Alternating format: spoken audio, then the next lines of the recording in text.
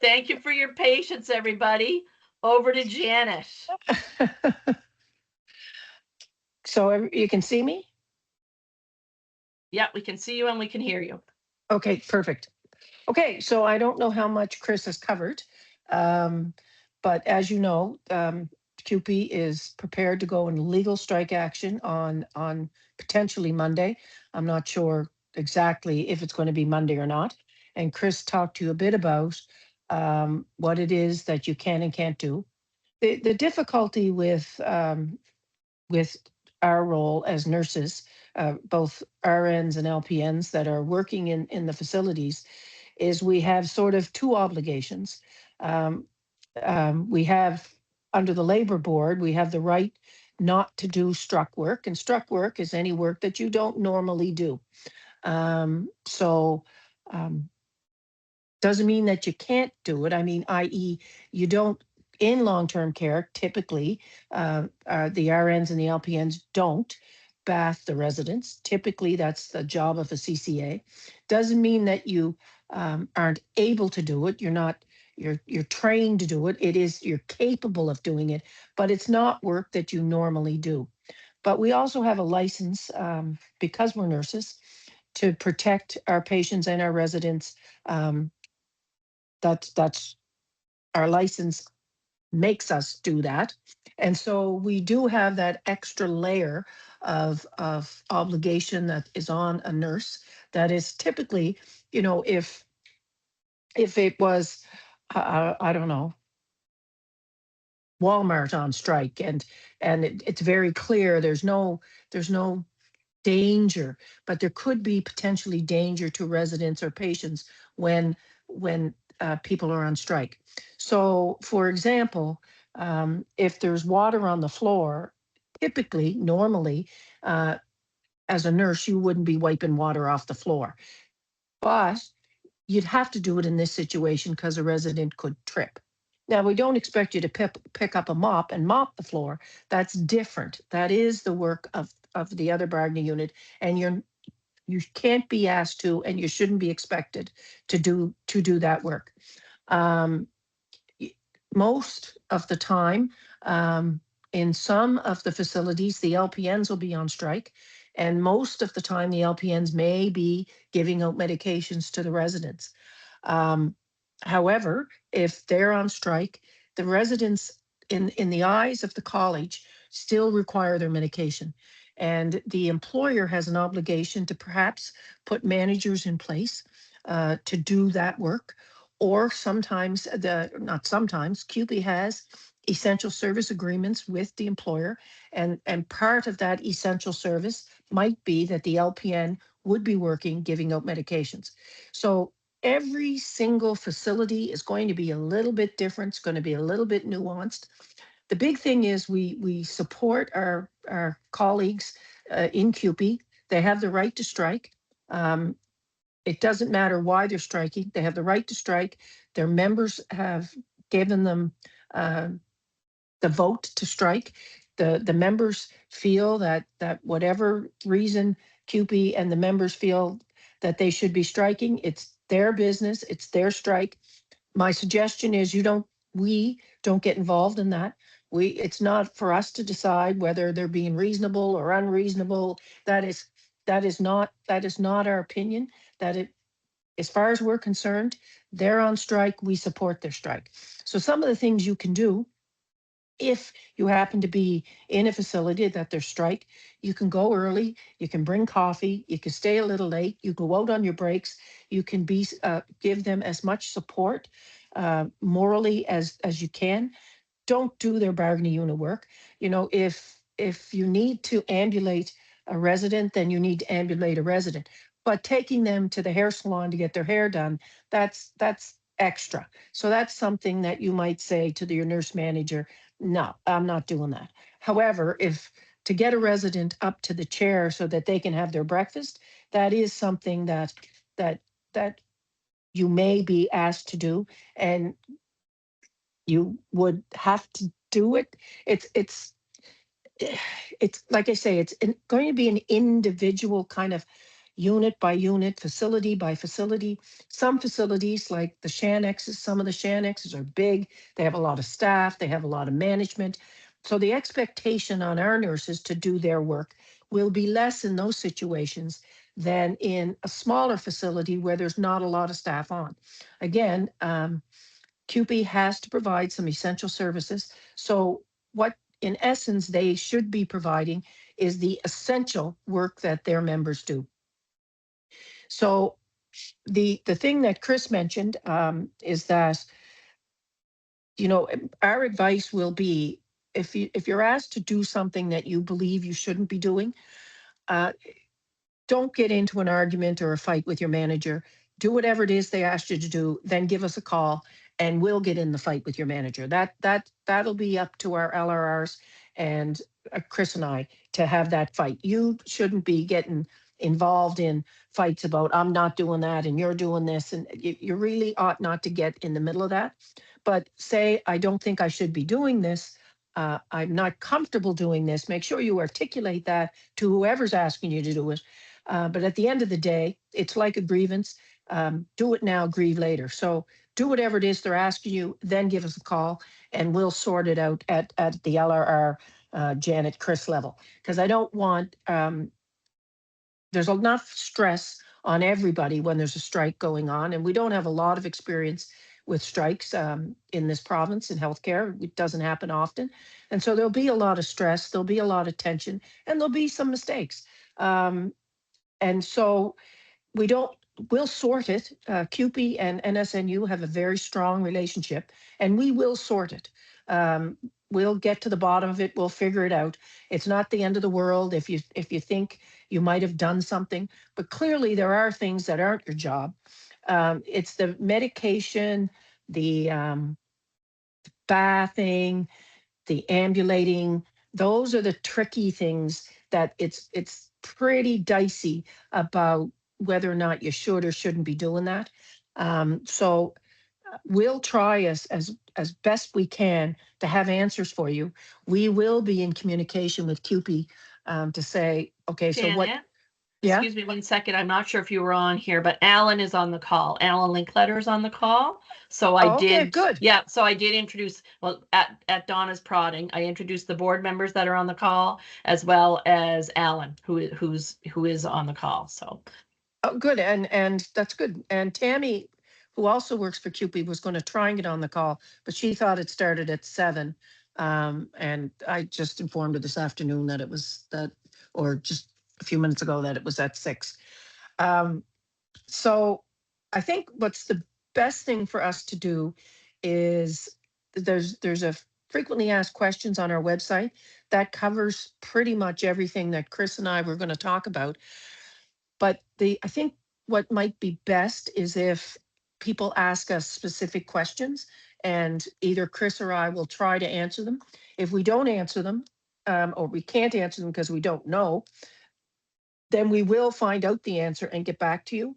It may be something that we have to call CUPE for.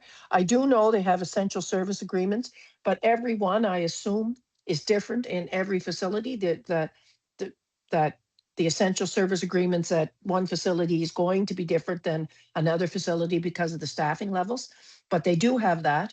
Managers do and should be doing they do the work of the striking members.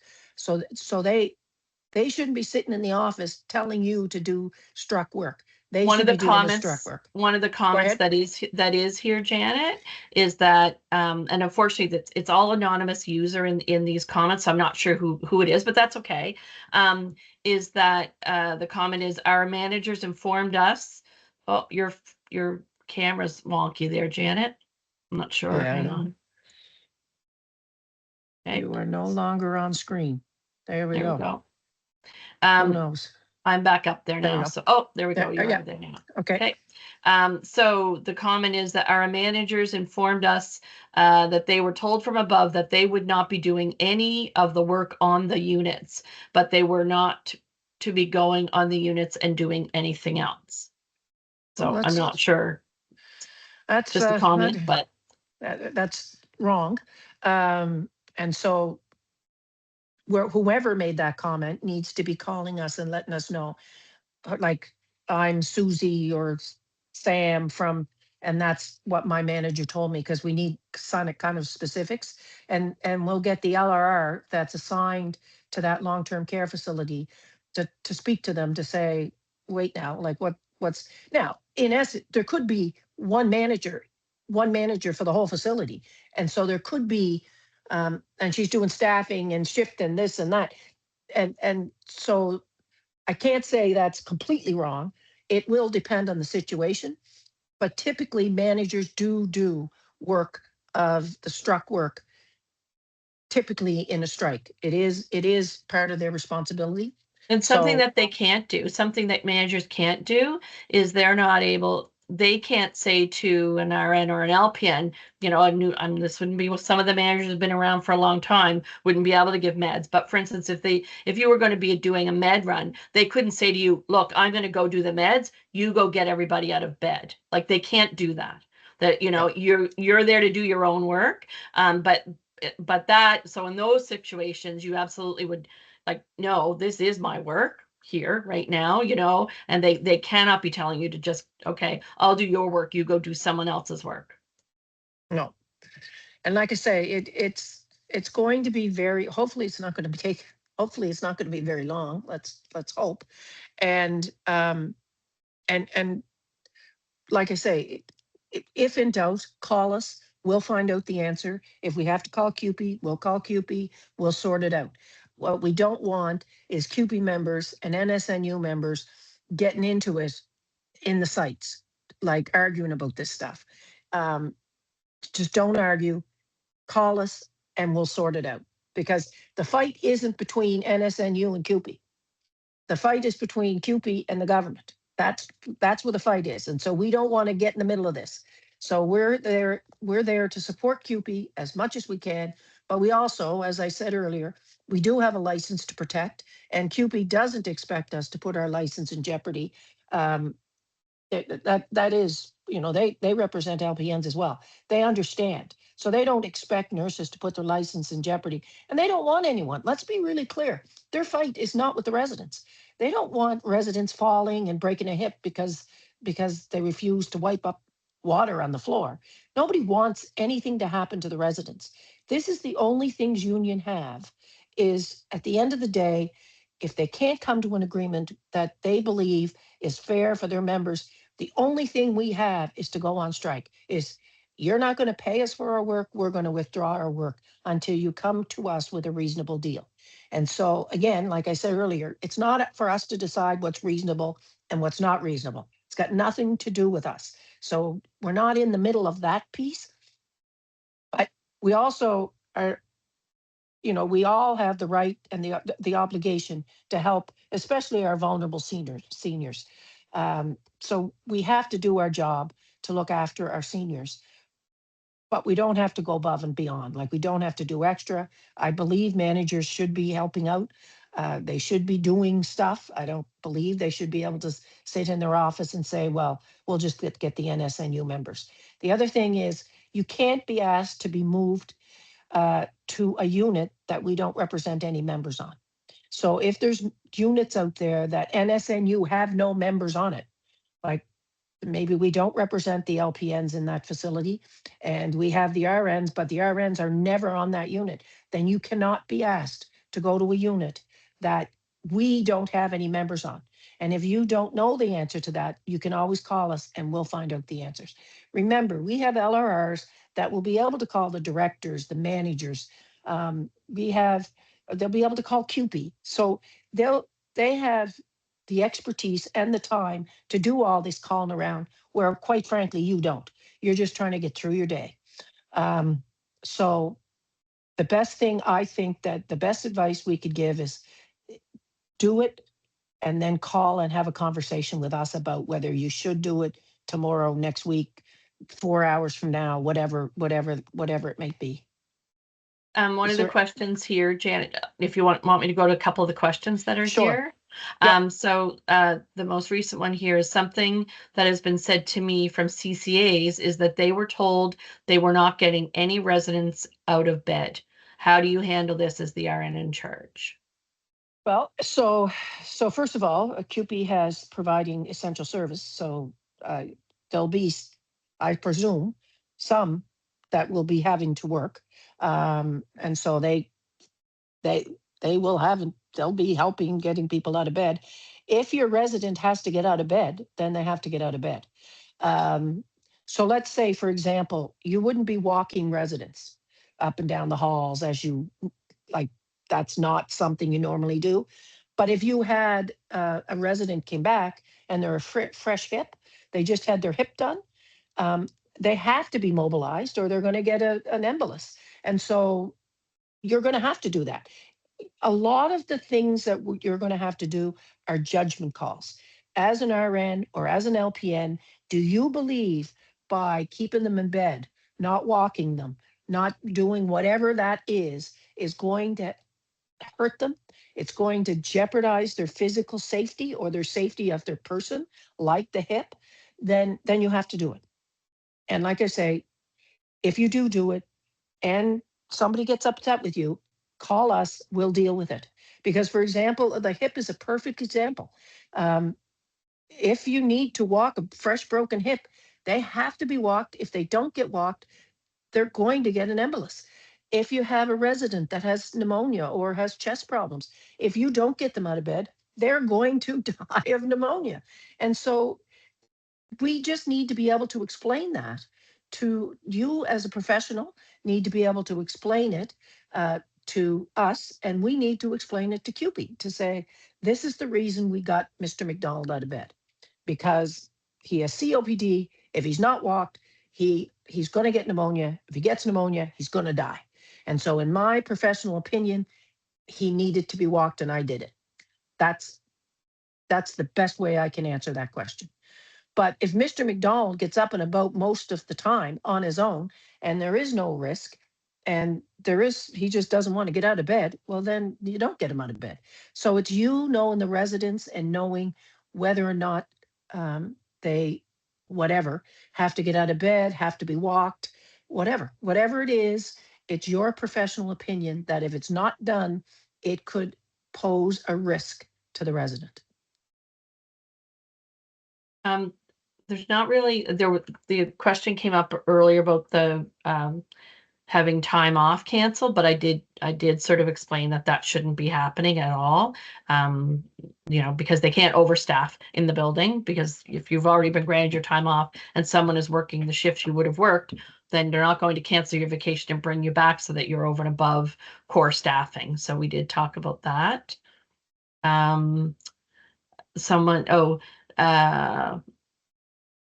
Will this affect my ability to attend the AGM next week? It shouldn't. Right. It shouldn't, but so that's a perfect example of calling your LRRs. Yeah. Like that, you don't just go. If they tell you you can't go to the AGM because of this, then you don't just say, well, I'm out of here. You don't do that. Call our LRRs and our LRRs will sort through that with your employer. That's the safest way to deal with that issue. And every day, Monday to Friday, there was a note to say what number, would we call. So every day, Monday to Friday, there's always a labor relations representative who's on duty. If your specific labor relations representative doesn't happen to be in the office that day and you call and you get an out of office message that says I'm not available, then you can always call to the front desk and you'll be given the name of and you can go get transferred to the name of the labor relations representative who is providing the duty coverage for that day.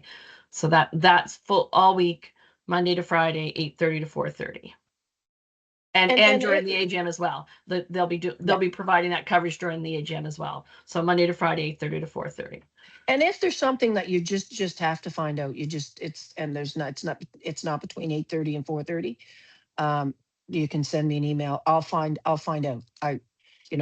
I tend not to do 8:30 to 4:30. So you can send me an email or send me a text and I'll figure it out. I'll get back to you. I promise you that. But that's not something that can be sorted tomorrow. That's not well, I don't know if I should do this. If it can wait till tomorrow, wait till tomorrow. But if it's something that you just can't, and that it's critical that you get an answer, you can try sending me an email or a text. And the whole world knows both of those. And it's on the website, my email and my cell number. And we'll see what we can do. Chris is going to kill me for saying that, aren't you, Chris? That's not my cell number. You Yeah, can but email me. You can email yeah, me. yeah, but the thing is, I have your cell number. Yeah, I know you do. So, I who, know you who do do. you think I'm going to be That calling? this is exactly the truth. Yes. Um, so a couple of who do we contact? It just depends on who your labor relations representative is. And if you don't know who your labor relations representative is, you go on the website, look up, there's the whole list is there of who's who in the zoo. So you should be able to find that out pretty quickly. If not, email me and I can certainly get you in touch with who your labor rep is. How many CCAs are skeleton staff for a unit of, say, 25 people?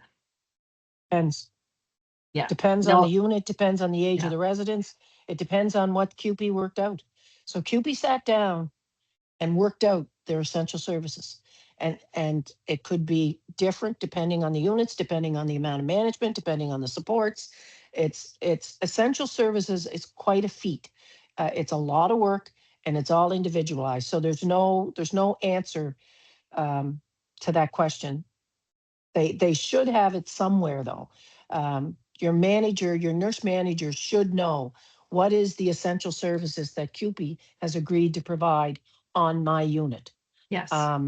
And that's something your manager should know. And they should be able to tell you with 2 CCAs, 1 CCA, 3 CCAs, whatever it is. And then you guys work together to figure out, what it is that we need to get done with the staff that we have here today. And all the little extras are off the table. Like the outings and getting people ready for outings and all that stuff. That's off the table. That doesn't happen during a strike. And remember, there's family too. Family will be in there. Family will be doing. Family will be helping. Because they're just going to do that. As And someone that's else said, oops, go ahead, Janet. no, go ahead. Oh, is it appropriate to join the picket line with QP on our days off? Absolutely. Yeah. Bring coffee. Bring lots of Mhm. coffee. Bring donuts. Bring whatever. Bring your kids. Make whatever. Yes. And your breaks. And before you go into work, if you're going into work at 7, show up at 6 with and check, because they're not going to be, depending on the size of again, the pickets still have, you should know when they're picketing, and then of course you can go support them. And if you need NSNU stuff, maybe give us a call and we'll get you some flags or flags some or banners flags or or something. something. Yeah. Where do we get the information about essential services at our specific nursing home? From your nurse manager, whoever your Yeah. manager is, whoever your director is, whoever's in charge. They have it. They have it. They've had it. They've had it for a while. I'm surprised they wouldn't. Well, nothing surprises me, but that that should be available to you so that you know what's going to be there when you come to work. Chad did just post a link to who is my LRR in the question and answer. So if you want to click on that, you'll be able to see who your labor relations representative is. And there's a question that is, can we be expected to cover 2 units? If you don't normally cover 2 units, then no.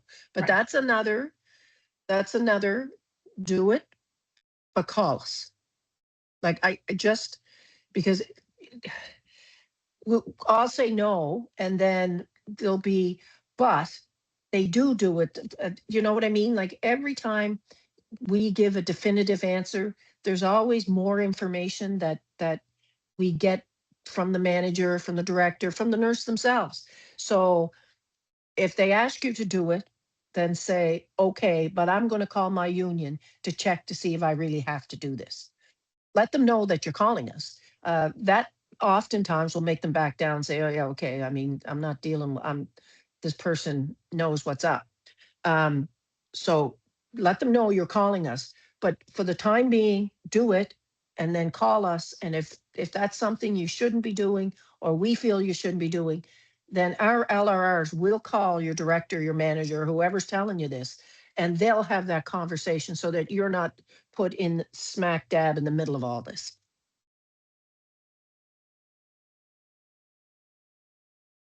I don't think there's any other questions that are here that we haven't covered off. I'm just flipping down through. Alan, is there anything that are you still on, Alan? Al, we won't be able to hear him, but he'll be able to type something in here if he. Okay, is there's anything that he thinks that we shouldn't, that we haven't said that he would like it to? Because like I said before, this is fairly new. Like we don't often have strikes in healthcare in Nova Scotia. And I don't remember the last, was it the Cove, Chris? Maybe? The last long-term care Maybe. strike? And that was, Yeah, God, that was a maybe. long time Time ago. ago. Yeah. That's Archie McKagan days.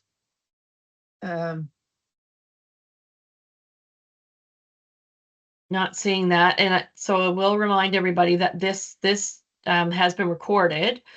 This lovely broadcast has been recorded for your viewing pleasure after you get off the call. But if any of your peers are saying, well, what did they say? I missed it. I couldn't get on, it will be available. And it was in the campaigners where you go, the link on the website to be able to watch it. So, And so Alan's. we'll cut out all the Chris saying, "Oh, doo, where's Janet? Oopsie." Oh my gosh. And Yes, tell them please. it's not really an hour, it's about a half an hour.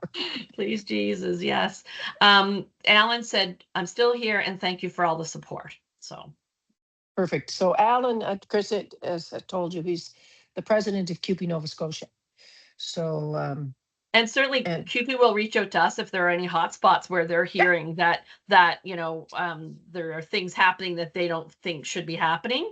They'll be very, very busy, but for sure, if they need us, they know where to find Janet. So yeah, and Tammy yeah. is one of the staff has already called me to say, you know what, one of the managers said, Janet, that you said that. I said, Tammy, I never said that. And she said, I knew you didn't, but I just had to check. So, if they're telling you that the NSNU is saying something, just check with us. Check with us to see if we are.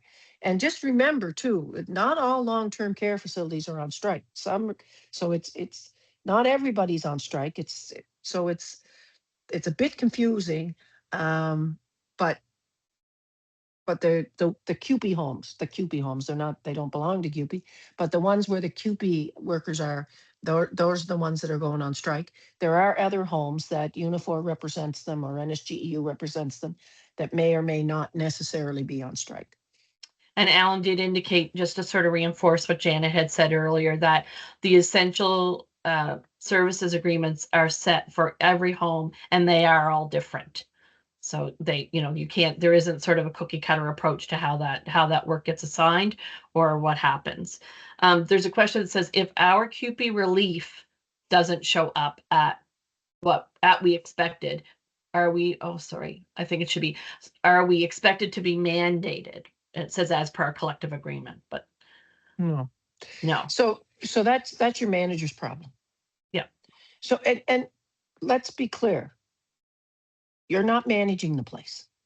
You're unionized workers supporting a legal right for other unionized workers to be on strike.